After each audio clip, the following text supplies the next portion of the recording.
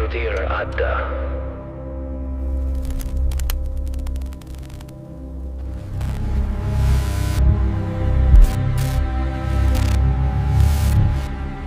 কল্পনা করুন, আপনি একটা পাথরের ঘরের ভেতরে দাঁড়িয়ে আছেন। জানলা নেই, চাবিতে তালা দেওয়া একমাত্র দরজাটির ওপাশে পুলিশ দাঁড়িয়ে। অথচ আপনার পায়ের কাছে পড়ে আছে প্রখ্যাত ভায়োলিন বাদক নীলকণ্ঠ চ্যাটার্জির মৃতদেহ। তার গলার নলিটা কাটা, কিন্তু সারা ঘরে কোনো অস্ত্র নেই।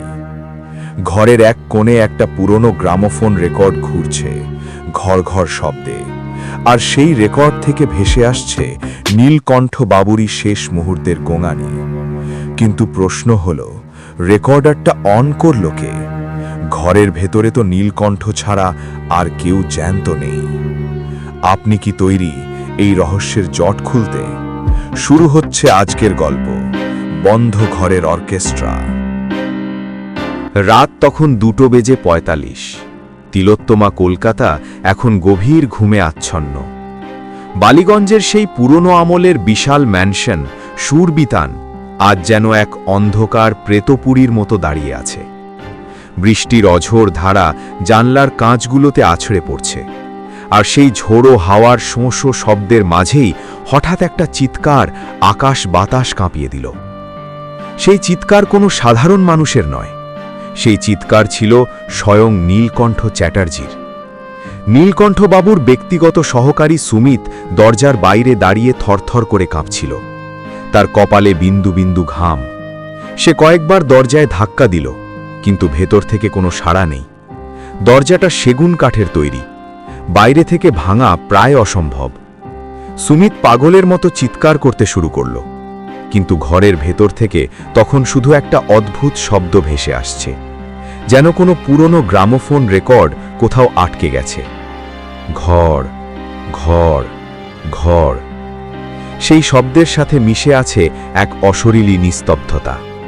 আধ ঘন্টা পর যখন ইন্সপেক্টর রঞ্জন সোম তার টিম নিয়ে দরজা ভেঙে ভেতরে ঢুকলেন, তখন ঘরের ভেতরের দৃশ্য দেখে সবার রক্ত হিম হয়ে গেল। ঘরটা চারদিক থেকে নিশ্ছিদ্রভাবে বন্ধ। জানলার ভারী লোহার গ্রিলগুলো একদম অক্ষত। অথচ ঘরের ঠিক মাঝখানে দামি কার্পেটের ওপর নীলকণ্ঠ চ্যাটার্জির নিথর দেহটা পড়ে আছে। তার চোখ দুটো ভয়ে ঠিকরে বেরিয়ে আসছে। সবচেয়ে ভয়ঙ্কর ব্যাপার হলো তার গলার অবস্থা। তার গলার নলিটা এমনভাবে কাটা যেন কেউ কোনো অতি সূক্ষ্ম আর ধারালো তার দিয়ে এক টানে ছিঁড়ে ফেলেছে। কিন্তু আশ্চর্যের বিষয় হলো, সারা ঘরে তন্ন তন্ন করে খুঁজেও কোনো খুনের অস্ত্র পাওয়া গেল না। কোনো ছুরি নেই, কোনো ব্লেড নেই, এমনকি কোনো কাঁচের টুকরোও নেই। ঘরটা যেন একটা জাদুকরী কফিন, যেখানে খুনি ঢুকেছিল, খুন করল এবং স্রেফ হাওয়ায় মিলিয়ে গেল। সুমিতবাবু, নিজে স্নায়ু শক্ত করুন। আমি যা যা জিজ্ঞেস করছি তার পরিষ্কার উত্তর দিন। এদিক ওদিক তাকাবেন না, আমার চোখের দিকে তাকিয়ে কথা বলুন। নীলকণ্ঠবাবু কি আজ রাতে বিশেষ কারোর সাথে দেখা করার কথা বলেছিলেন, বা তার আচরণে কি কোনো অস্বাভাবিকতা ছিল? কেন তিনি এভাবে দরজা বন্ধ করে ভেতরে ছিলেন?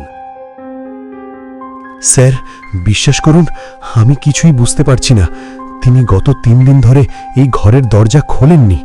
খাবার দাবারও বাইরে রাখা থাকত। তিনি দিন-রাত শুধু এই ভায়োলিনটা বাজাতেন, আর মাঝে মাঝে অদ্ভুত সব কথা বলতেন। কাল রাতেও তিনি চিৎকার করে বলছিলেন, সে আসছে, সে আমার সুরের শেষ রক্তবিন্দু শুষে নিতে আসছে। সুমিত, তুই ওকে আটকাস না, ও সুরের তৃষ্ণার্ত। আমরা ভেবেছিলাম ওনার বয়সের দোষ, হয়তো মাথার ঠিক নেই, কিন্তু এখন দেখছি স্যার, তিনি সত্যিই কিছু একটা দেখেছিলেন যা আমরা দেখতে পাইনি। বাঁচান আমাদের স্যার। সুরের তৃষ্ণার্ত? সুমিত বাবু, ঘরটা ভালো করে দেখুন। এসি চলছে 16 ডিগ্রিতে, জানলাগুলো ভেতর থেকে ল্যাচ লাগানো। এই সেগুন কাঠের দরজায় 2টো করে ডেড বোল্ট লাগানো ছিল, যা আপনারা আমার সামনে ভাঙলেন। তার মানে খুনি যদি মানুষ হয়, তবে সে দেওয়াল ফুটো করে পালিয়েছে। কিন্তু দেওয়ালে তো একটা স্ক্র্যাচও নেই। আর সবচেয়ে বড় কথা, নীলকণ্ঠবাবুর সেই বিখ্যাত ক্রিমোনা ভায়োলিনটা কোথায়? ওটা তো ওনার প্রাণের চেয়েও প্রিয় ছিল। ওটা ছাড়া তো উনি এক মুহূর্ত থাকতেন না। ওটাই তো রহস্য স্যার। ভায়োলিনটা তো সবসময় ওই কাঠের স্ট্যান্ডে রাখা থাকতো। ওটা কয়েক কোটি টাকার অ্যান্টিক জিনিস। ওটা কি তবে চুরি হয়ে গেল?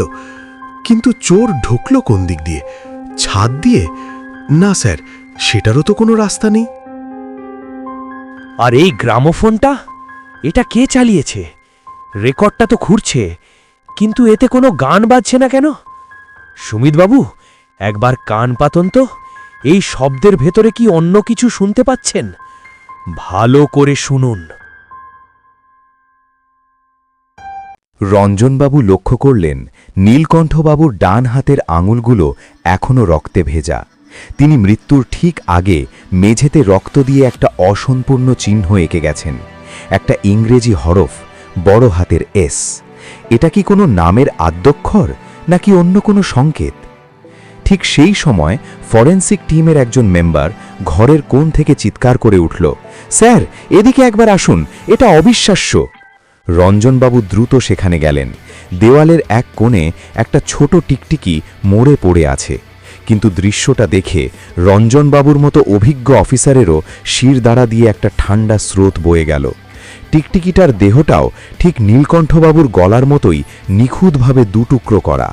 মনে হচ্ছে এই ঘরের বাতাসের মধ্যেই কোনো অদৃশ্য তলোয়ার ঘুরে বেড়াচ্ছে, যাকেই সে স্পর্শ করছে তাকেই দ্বিখণ্ডিত করে দিচ্ছে। ময়নাতদন্তের প্রাথমিক রিপোর্টে জানা গেল নীলকণ্ঠবাবুর মৃত্যু হয়েছে ঠিক রাত 2:15, কিন্তু সুমিত চিৎকার শুনেছে 2:45, অর্থাৎ খুনের ঠিক 30 মিনিট পর নীলকণ্ঠবাবু চিৎকার করেছেন।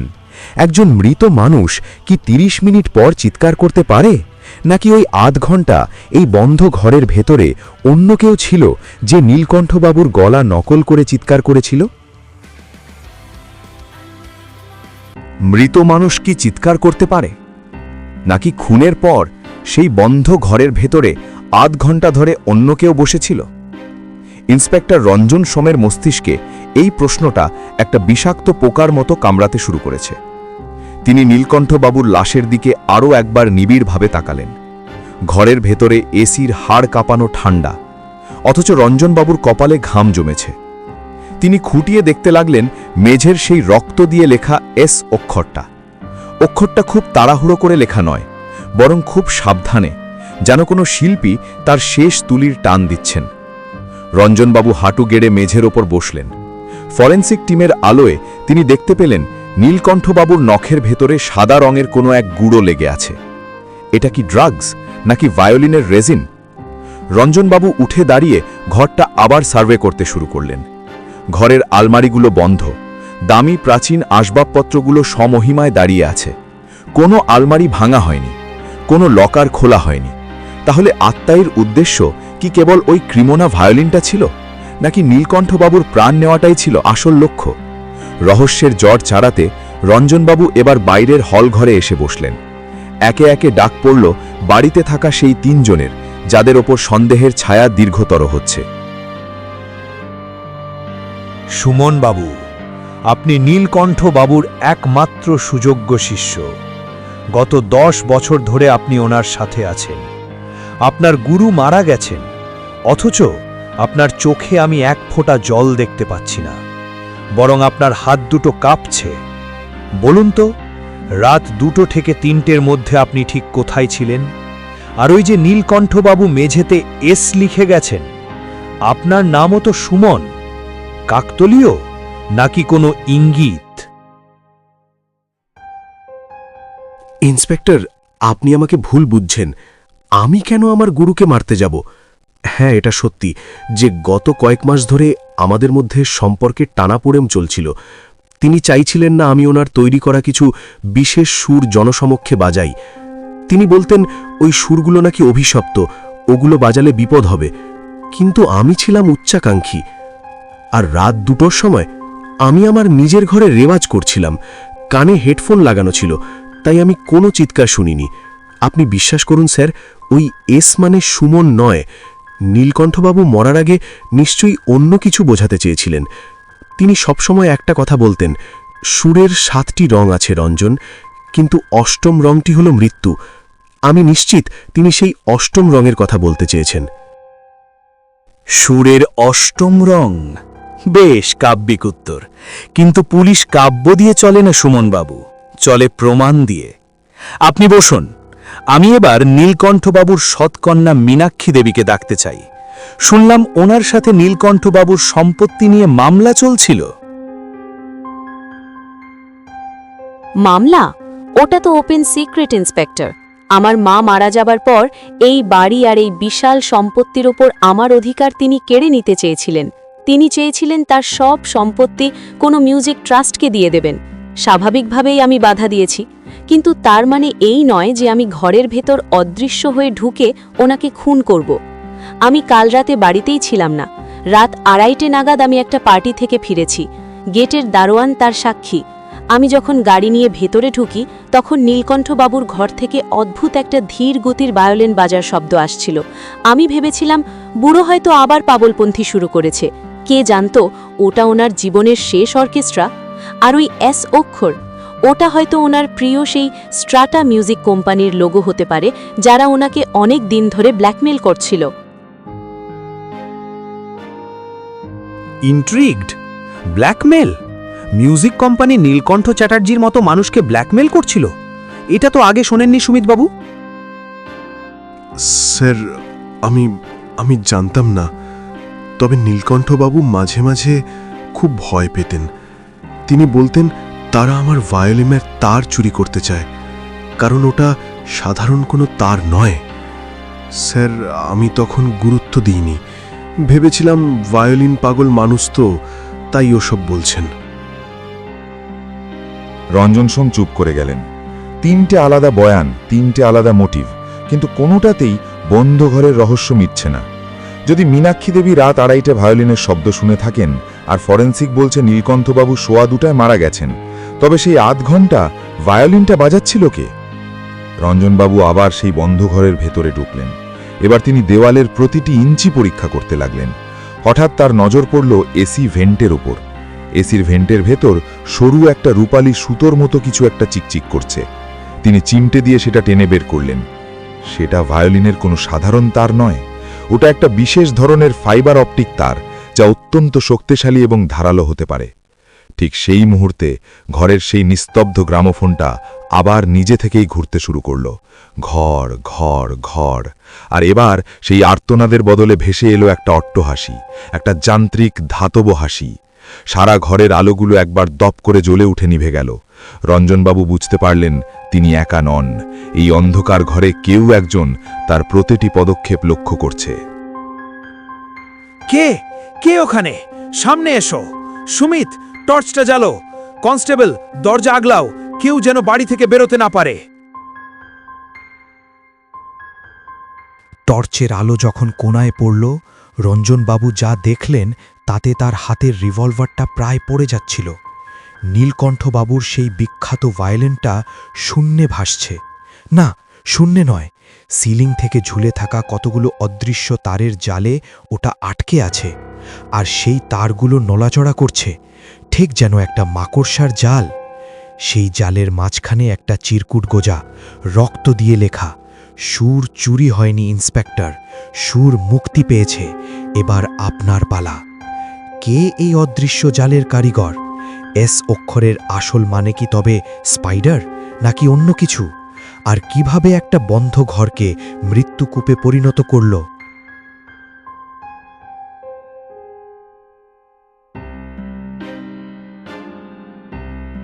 অন্ধকার ঘর, নিস্তব্ধ বাতাসের মাঝে নীলকণ্ঠ চ্যাটার্জির সেই বহুমূল্য ভায়োলিনটা শূন্যে দুলছে। টর্চের আলোয় দেখা যাচ্ছে সিলিং থেকে মাকড়সার জালের মতো সরু সরু কয়েকশো তার নেমে এসেছে। ইন্সপেক্টর রঞ্জন সোম কয়েক মুহূর্তের জন্য স্থাণু হয়ে দাঁড়িয়ে রইলেন। তিনি বহু খুনের মামলা সমাধান করেছেন, কিন্তু এমন অতি প্রাকৃত এবং যান্ত্রিক জট তিনি আগে কখনো দেখেননি। রঞ্জনবাবু ধীর পায়ে এগিয়ে গেলেন সেই ভায়োলিনটার দিকে। তিনি লক্ষ্য করলেন তারগুলো সাধারণ কোনো ধাতুর নয়, এগুলো এক ধরনের শেপ মেমরি অ্যালয়, যা নির্দিষ্ট তাপমাত্রায় নিজের আকার পরিবর্তন করতে পারে। রহস্যের পর্দা এবার সরতে শুরু করেছে রঞ্জনবাবুর চোখের সামনে। তিনি বুঝতে পারলেন এই ঘরটা কোনো সাধারণ শোবার ঘর নয়, বরং এটাকে একটা মরণ ফাঁদে পরিণত করা হয়েছিল অনেক আগে থেকেই। নীলকণ্ঠবাবু যখন ঘরে একা থাকতেন তখন তিনি জানতেন না যে তার মাথার উপর সিলিং ফ্যানের খাঁজে এবং এসির ভেন্টের ভেতর এই মারণ জাল বিছিয়ে রাখা হয়েছে। কিন্তু প্রশ্ন হল, কে এই জালের কারিগর, আর কিভাবে সে বাইরে থেকে এই জাল নিয়ন্ত্রণ করছিল? রঞ্জনবাবু হঠাৎ নিচু হয়ে মেঝের সেই এস অক্ষরের দিকে তাকালেন। তিনি পকেট থেকে একটা ম্যাগনিফাইং গ্লাস বের করে রক্তের দাগটা পরীক্ষা করতে লাগলেন। রক্তের নিচে একটা খুব সূক্ষ্ম খাঁজ দেখা যাচ্ছে। তিনি পকেট থেকে একটা ছোট স্ক্রুড্রাইভার বের করে মেঝের সেই বিশেষ টাইলসটা সরাতেই সুমিত এবং সুমন দুজনেই চিৎকার করে উঠল।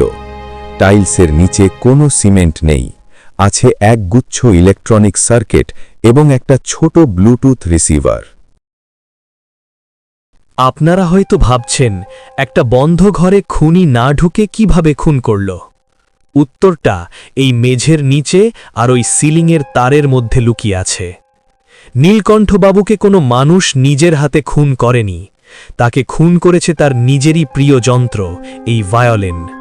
সুমিতবাবু, আপনার মনে আছে নীলকণ্ঠবাবু বলেছিলেন সে আসছে, সুর চুরি করতে আসছে? তিনি আসলে কোনো ভূতের কথা বলেননি। তিনি বুঝতে পেরেছিলেন তার ঘরে কেউ একজন এমন একটা সিস্টেম বসিয়েছে যা শব্দের কম্পন বা ফ্রিকোয়েন্সি দিয়ে নিয়ন্ত্রিত হয়। এস মানে সুমন নয়, এস মানে মীনাক্ষীও নয়, এস মানে হল সনিক ভাইব্রেশন। রঞ্জনবাবুর কথায় ঘরের ভেতরে এক অদ্ভুত নিস্তব্ধতা নেমে এলো। সুমিত ফ্যাকাশে মুখে দেয়ালে হেলান দিয়ে দাঁড়িয়ে আছে। রঞ্জনবাবু বলতে লাগলেন, খুনি জানত নীলকণ্ঠবাবু প্রতিদিন রাত 2টোয় একটা বিশেষ রাগ বাজান। সেই রাগের একটা নির্দিষ্ট উঁচু পর্দায় বা ফ্রিকোয়েন্সিতে পৌঁছলে এই আল্ট্রাসনিক সেন্সরগুলো সচল হয়ে ওঠে। রাত 2:15 যখন নীলকণ্ঠবাবু ভায়োলিনের সেই তীব্র সুর তুললেন, তখন সেই শব্দের কম্পনে সিলিং থেকে ঝুলে থাকা ওই ধারালো ফাইবার তারগুলো ছিটকে বেরিয়ে আসে, ঠিক যেমনভাবে গিটারের তার ছেড়ে যায়। সেই তারগুলো বিদ্যুতের গতিতে নীলকণ্ঠবাবুর গলার চারদিকে জড়িয়ে যায় এবং এসির হাই ভোল্টেজ মোটরের টানে সেকেন্ডের মধ্যে ওনার গলার নলি ছিঁড়ে যায়। খুনিকে এই ঘরে ঢুকতেই হয়নি, সে কেবল নীলকণ্ঠবাবুর প্রতিদিনের অভ্যেসের সুযোগ নিয়েছে। কিন্তু এই নিখুঁত ইঞ্জিনিয়ারিং আর এই সূক্ষ্ম পরিকল্পনা, এটা কোনো সাধারণ মানুষের কাজ নয়। কিন্তু স্যার, ওই গ্রামোফোনের রেকর্ডিং আর আধ ঘন্টা পরের সেই চিৎকার, ওটা কিভাবে সম্ভব? আপনি তো বললেন তিনি 2:15 মারা গেছেন। খুব সহজ সুমিতবাবু, খুনি চেয়েছিল পুলিশের নজর ঘুরিয়ে দিতে, তাই সে গ্রামোফোনের ভেতরে একটা টাইমার সেট করে রেখেছিল। আধ ঘন্টা পর যখন গ্রামোফোনটা বাজতে শুরু করে, তাতে নীলকণ্ঠবাবুর আগের কোনো রেকর্ডিং চালানো হয়েছিল। আর সেই চিৎকার, সেটা কোনো মানুষের ছিল না, সেটা ছিল একটা ভয়েস মডিউলেটর। আর এই পুরো কাজটা যে করেছে, সে এখন এই ঘরেই আমাদের সামনে দাঁড়িয়ে আছে, যে নীলকণ্ঠবাবুর ঘরের প্রতিটি কোণ চিনত, যে জানত নীলকণ্ঠবাবু কখন কোন সুর বাজাবেন, আর যার কাছে নীলকণ্ঠবাবুর ল্যাবরেটরির চাবি ছিল। রঞ্জনবাবু এক ঝটকায় সুমিতের দিকে ঘুরে দাঁড়ালেন। সুমিতের পকেট থেকে একটা ছোট রিমোট কন্ট্রোল পড়ে গেল মেঝের ওপর। সুমিত দৌড়ে পালানোর চেষ্টা করল, কিন্তু দরজায় দাঁড়িয়ে থাকা কনস্টেবলরা তাকে জাপটে ধরল। সুমিত আসলে একজন বহিষ্কৃত ইঞ্জিনিয়ারিং স্টুডেন্ট ছিল, যে নীলকণ্ঠবাবুর সম্পত্তির লোভে নয়, বরং ওনার সেই বহুমূল্য ক্রিমোনা ভায়োলিনটা এক বিদেশি চোরাচালানকারীর কাছে বিক্রি করার জন্য এই ছক কষেছিল। সে জানত নীলকণ্ঠবাবু বেঁচে থাকতে ওই ভায়োলিন হাতছাড়া করবেন না, তাই সে শব্দবিজ্ঞানকে ব্যবহার করে এক অদৃশ্য খুনি তৈরি করেছিল। আমি করেছি।